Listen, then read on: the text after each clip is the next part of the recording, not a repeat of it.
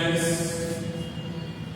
Ashwin Zual, class 11 English medium chemistry, chapter 6 thermodynamics continue कर रहे हैं। आज का हमारा टॉपिक रहेगा टाइप्स ऑफ एंथैल्पी। तो क्लास हमारी 11 इंग्लिश मीडियम चैप्टर हमारा केमिस्ट्री है, ठीक है। तो इसको बात करते हैं अपन टाइप्स ऑफ एंथैल्पी, यानी एंथैल्पी के टाइप्स। तो बहुत सारे टाइप है एंथैल्पी के। एंथैल्पी में एंथैल्पी है क्या? एंथैल्पी एक एनर्जी है, ठीक है। एब्सॉर्ब एनर्जी या चेंजेस एनर्जी कर दीजिए आप, और हम इसमें वीडियो बनाएंगे। और अभी हम स्टार्ट कर रहे हैं टाइप ऑफ एंथैल्पी से। तो आज जो बेसिक जो इसके मेन जो टाइप्स हैं उनकी बात करेंगे अपन। तो फर्स्ट ऑफ है रिएक्शन एंथैल्पी। रिएक्शन एंथैल्पी यानी कि एंथैल्पी ऑफ रिएक्शन। अब कोई भी रिएक्शन हो रही है तो उसमें क्या होता है, रिएक्टेंट कन्वर्ट होता है प्रोडक्ट में, ठीक है कि रिएक्टेंट प्रोडक्ट में कन्वर्ट होता है, तब उसकी एंथैल्पी में कुछ चेंजेस होता है, उसकी एनर्जी में जो चेंजेस होगा उसे ही हम रिएक्शन एंथैल्पी या एंथैल्पी ऑफ रिएक्शन बोलते हैं। सपोज किया ये हमारा प्रोडक्ट है, रिएक्टेंट है, और ये बना रहा है ये प्रोडक्ट, ठीक है। तो रिएक्शन जो एंथैल्पी है, ये रिएक्शन एंथैल्पी को अपन रिप्रेजेंट करते हैं del R H. Del R H से इसको रिप्रेजेंट कर दिया हमने। तब इसकी एंथैल्पी क्या होगी? जब ये रिएक्टेंट कन्वर्ट हुआ प्रोडक्ट के अंदर, तो इसकी एनर्जी में चेंजेस हुआ। हो सकता है एनर्जी एब्जॉर्ब कर रहा हो सकता है एनर्जी रिलीज कर रहा हो। तो एनर्जी में तो चेंजेस होने वाला है, प्लस माइनस का साइन आ जाता है एब्जॉर्ब और रिलीज करने में, ठीक है कि। तो अब यहाँ पे जो एनर्जी चेंजेस हो रहा है उसे एंथैल्पी ऑफ रिएक्शन बोलते हैं, और इसका फॉर्मूला हो जाएगा del R H sigma product की enthalpy minus sigma total reactant की एंथैल्पी, ठीक है। तो ये हो गया एंथैल्पी ऑफ रिएक्शन। अब इसके जो एग्जांपल्स है, एग्जांपल आने वाले हैं सब पे रिएक्शन एंथैल्पी की बात करेंगे। कुछ रिएक्शंस होंगी जहां पे एग्जांपल आपको सब यहां पे ले लेना। सेकंड है, सेकंड प्रकार, सेकंड टाइप है standard reaction enthalpy. Standard reaction enthalpy, देखो अगर आपको राइटिंग समझ में नहीं आ रही है तो मैं जो बोल रहा हूं उससे आप समझ जाए। सेकंड टाइप है इसका standard reaction enthalpy. Standard reaction enthalpy है, इट मींस यहां पे कंडीशन लागू हो गई। स्टैंडर्ड कंडीशन कौन सी है? 298 केल्विन टेंपरेचर है, ठीक है, और 1 atm प्रेशर। तो 298 टेंपरेचर, 298 केल्विन टेंपरेचर और 1 atm प्रेशर में जो एंथैल्पी चेंजेस होगा किसी रिएक्शन के अंदर, तो उसे स्टैंडर्ड रिएक्शन एंथैल्पी कहते हैं। ये चीज यही है, ठीक है कि फर्क इतना है कि इसके अंदर स्टैंडर्ड कंडीशन लागू हो गई, जो 298 केल्विन टेंपरेचर 1 atm प्रेशर लागू हो गया है। सो स्टैंडर्ड रिएक्शन एंथैल्पी क्या हो जाएगी? Del R H. स्टैंडर्ड है तो नोट लगा दीजिए यहां पे, इक्वल टू ये हो जाएगा sigma P H del minus sigma R del H, ठीक है कि। चलो नेक्स्ट है फ्यूजन। फ्यूजन एंथैल्पी यानी कि एंथैल्पी ऑफ फ्यूजन। अब एंथैल्पी ऑफ फ्यूजन क्या? फ्यूजन आप जानते हैं, फ्यूजन का मतलब होता है कि जैसे मेल्ट होना, ठीक है। अब मेल्ट कौन होता है? कोई भी सॉलिड सब्सटेंस, जैसे ये है, ये सॉलिड है, ये मेल्ट होगा, ठीक है नहीं। जैसे आइस है, आइस क्यूब जो है मेल्ट होती है, फ्यूजन होना। तो यहाँ पे हम क्या बोलेंगे? यहाँ पे हम बोलेंगे कि एक मोल सब्सटेंस, एक मोल सॉलिड सब्सटेंस, ठीक है, 1 मोल सॉलिड सब्सटेंस को लिक्विड में कन्वर्ट होने पर जो एंथैल्पी चेंजेस होगा उसे फ्यूजन एंथैल्पी कहते हैं। ध्यान दीजिए आप, ध्यान, मैंने क्या बोला?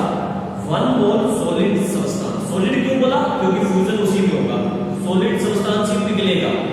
किसमें पिघल के किसमें बनेगा? क्या बनेगा? लिक्विड बनेगा, ठीक है। तो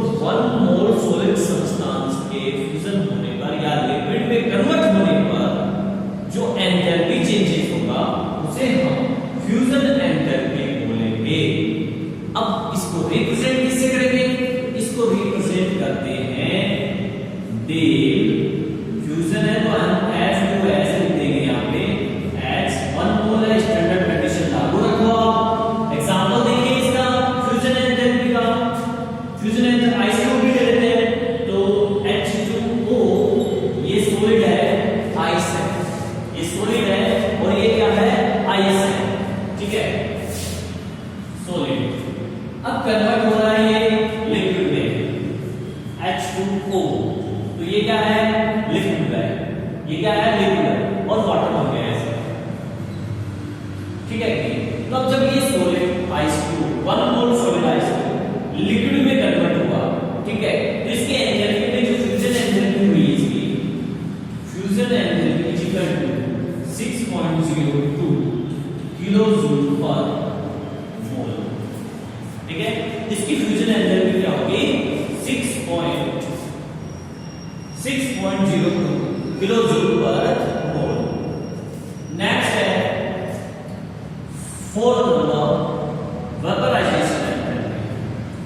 वेपराइजेशन एंथैल्पी मींस कि वेपर में कन्वर्ट होना। वेपर में कौन कन्वर्ट होगा? वेपराइजेशन किसका होगा? लिक्विड का होगा। हम जानते हैं लिक्विड का वेपराइजेशन होगा। लिक्विड किस में कन्वर्ट होगा? गैस में कन्वर्ट होगा, ठीक है कि?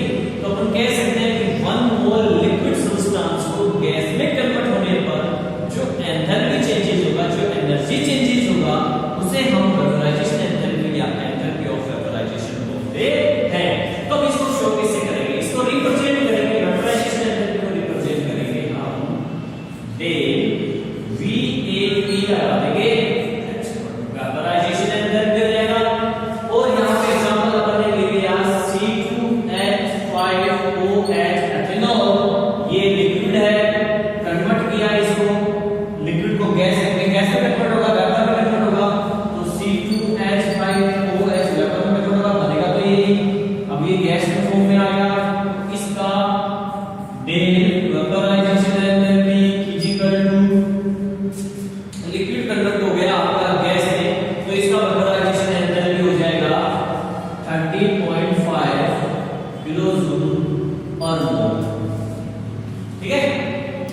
तो ये आपका आ गया वेपराइजेशन एंथैल्पी। अब हम बात करते हैं नेक्स्ट एग्जांपल की।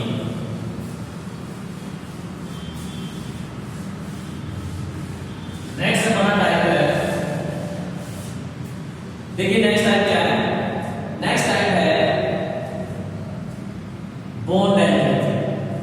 क्या है? Bond enthalpy. अब बॉन्ड एंथैल्पी का मतलब क्या है? बॉन्ड एंथैल्पी का मतलब है टूटना, किसी बॉन्ड का टूटना, ठीक है कि? तो बॉन्ड टूटेगा तो एंथैल्पी में चेंजेस होगा। जब भी कोई बॉन्ड टूटेगा तो एंथैल्पी में चेंजेस होता है, ठीक है कि नहीं? तो अब देखिए वो एंथैल्पी में क्या चेंज होता है, उसी की बात करते हैं। बॉन्ड एंथैल्पी 1 मोल कोई भी मॉलिक्यूल है, 1 मोल मॉलिक्यूल है, कोई भी 1 मोल मॉलिक्यूल है। अच्छा, बॉन्ड एंथैल्पी से पहले ये रहेगा सब्लिमेशन एंथैल्पी ना। चलो पहले इसकी बात करते हैं। सब्लिमेशन एंथैल्पी, सब्लिमेशन का मतलब हो गया, सब्लिमेशन का मींस क्या है पहले ये समझिए। सब्लिमेशन का मींस है कि कोई भी सॉलिड सब्सटेंस क्या हो, कन्वर्ट हो डायरेक्टली गैस में। Solid substance, solid matter directly convert हो जाए गैस में। तो जब वो डायरेक्टली कन्वर्ट हो गैस में, तो उसकी जो एंथैल्पी में चेंजेस होगा, उसकी जो एनर्जी में चेंजेस होगा, उस एनर्जी चेंजेस को हम बोलते हैं सब्लिमेशन एनर्जी। अब सब्लिमेशन एनर्जी का मींस, सब्लिमेशन एंथैल्पी का मींस हो गया, ये एग्जांपल इसको रिप्रेजेंट कैसे करेंगे? डेल एस सब्लिमेशन, ठीक है ना? इसको रिप्रेजेंट कर दिया, एग्जांपल हो गया। एग्जांपल हम ले लेंगे I2,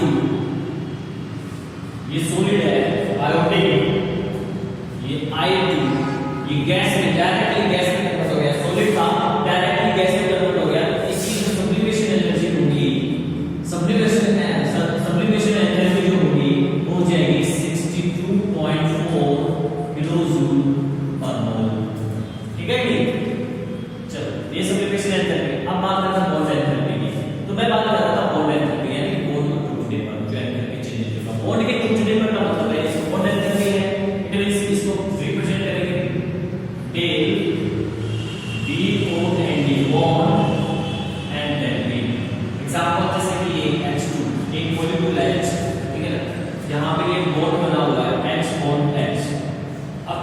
तोड़ना है तो एनर्जी देनी पड़ेगी, एनर्जी में चेंजेस होगा, तो जो चेंजेस होगा उसे बॉन्ड एनर्जी बोलते हैं। तो हाइड्रोजन के लिए जो हाइड्रोजन का मॉलिक्यूल है इसका बॉन्ड को तोड़ने के लिए हमें एनर्जी रिक्वायर्ड होती है, बॉन्ड एनर्जी चाहिए 1435 किलोजूल पर मोल। ठीक है, काफी है, वो ज्यादा है, ठीक है कि नहीं? तो सॉरी ये है 435 435 किलोजूल पर मोल। ठीक है, तो ये बॉन्ड एनर्जी हो गई। चलो नेक्स्ट हम बात करते हैं सब्लिमेशन एंथैल्पी की। तो सब्लिमेशन एंथैल्पी देखिए क्या है।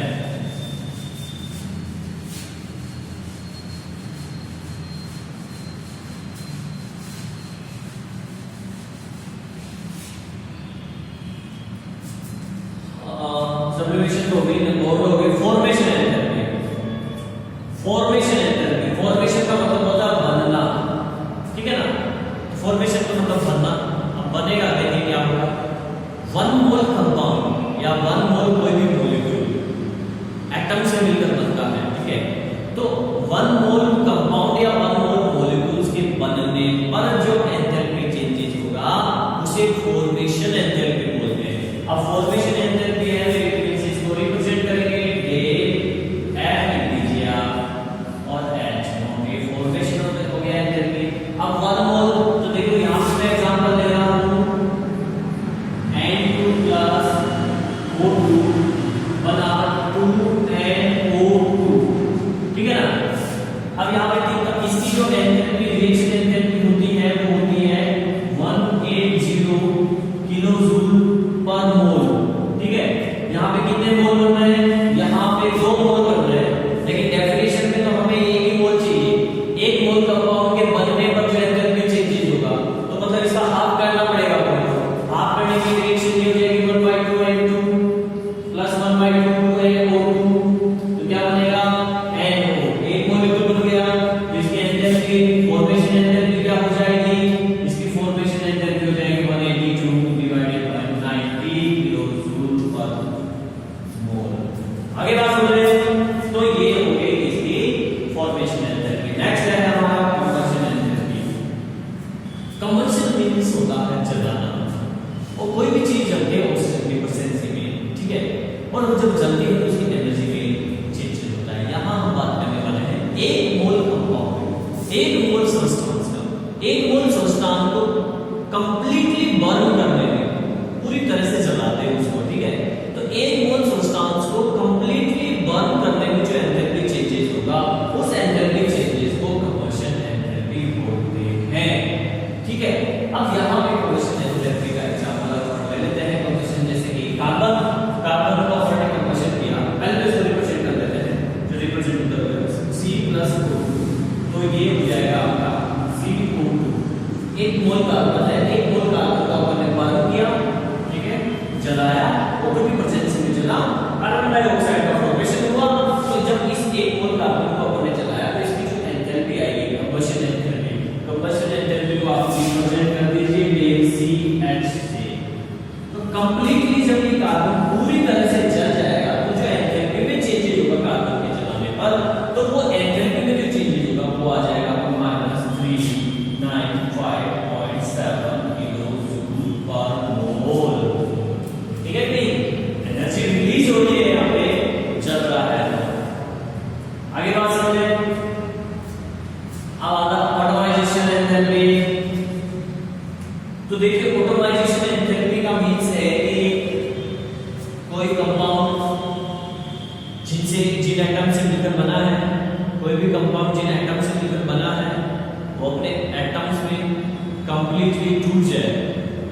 तो कंप्लीटली टूटने पर सारे के सारे बॉन्ड जब उसमें ब्रेक हो जाएंगे, किसी मॉलिक्यूल के 1 मोल मॉलिक्यूल 1 मोल कंपाउंड के कंप्लीट बॉन्ड ब्रेक होने पर जो एंथैल्पी चेंजेस होगा उसे हम ऑटोमाइजेशन एंथैल्पी कहते हैं। ऑटोमाइजेशन मींस ये कि अपने एटम्स में कन्वर्ट होना, अपने स्मॉलेस्ट पार्टिकल्स में टूटना।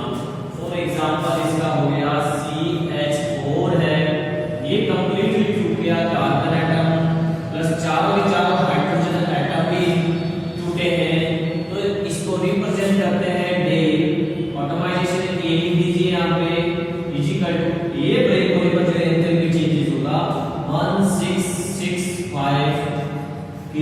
जूल पर मोल चेंजेस आएगा इसमें। कितना चेंजेस आएगा? पर मोल चेंजेस 1665। ठीक है, तो ये ऑप्टिमाइजेशन एंथैल्पी हो गया। चलो नेक्स्ट बात करते हैं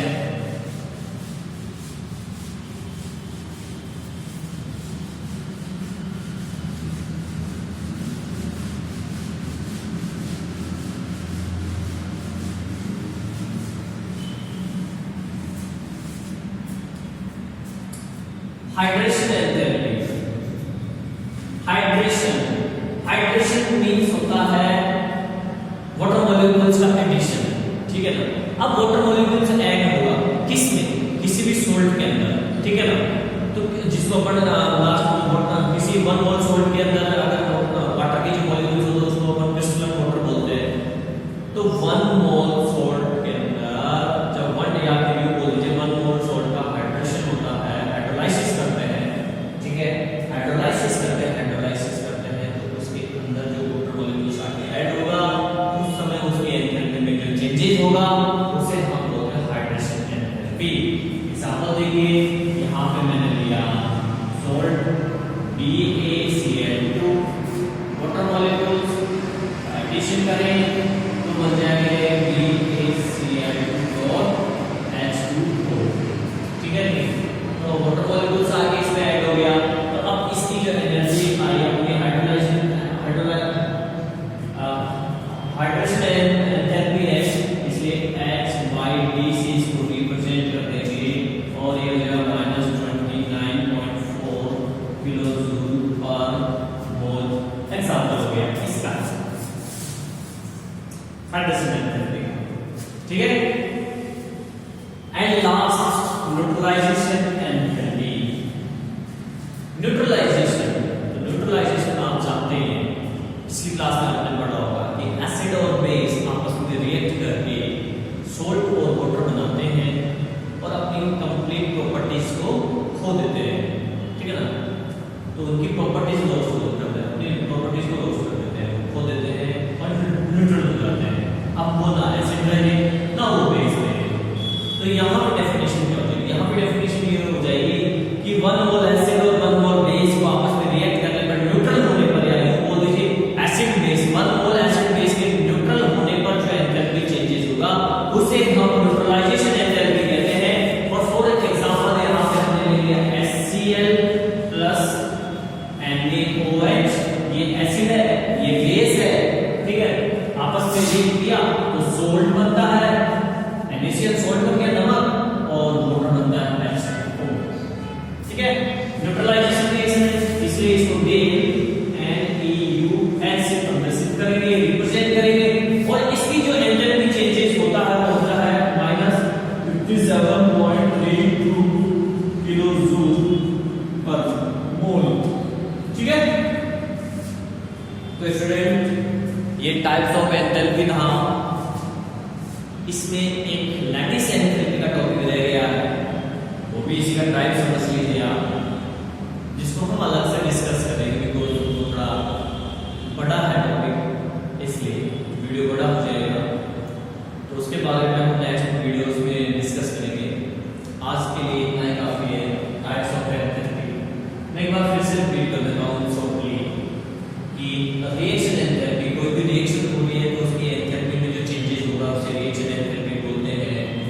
और स्टैंडर्ड रिएक्शन एंथैल्पी, अभी यहाँ पे स्टैंडर्ड कंडीशन अप्लाई हो गई, यहाँ पे कंडीशन अप्लाई हो गई 298 केल्विन टेंपरेचर और 180 प्रेशर पे रिएक्शन के अंदर जो एंथैल्पी चेंजेस होगा तो उसे स्टैंडर्ड रिएक्शन एंथैल्पी बोलते हैं।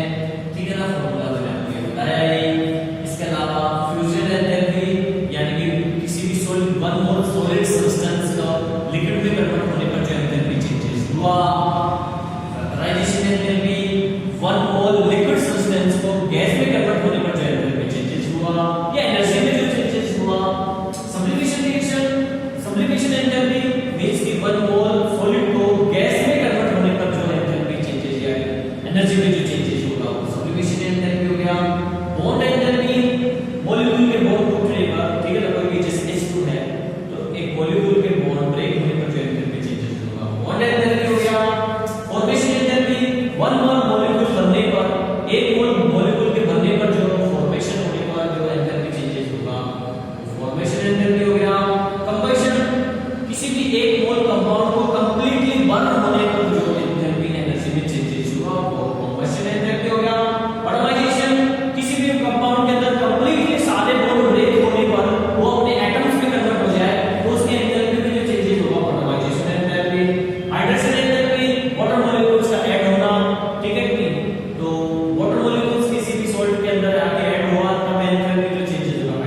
tell me, and you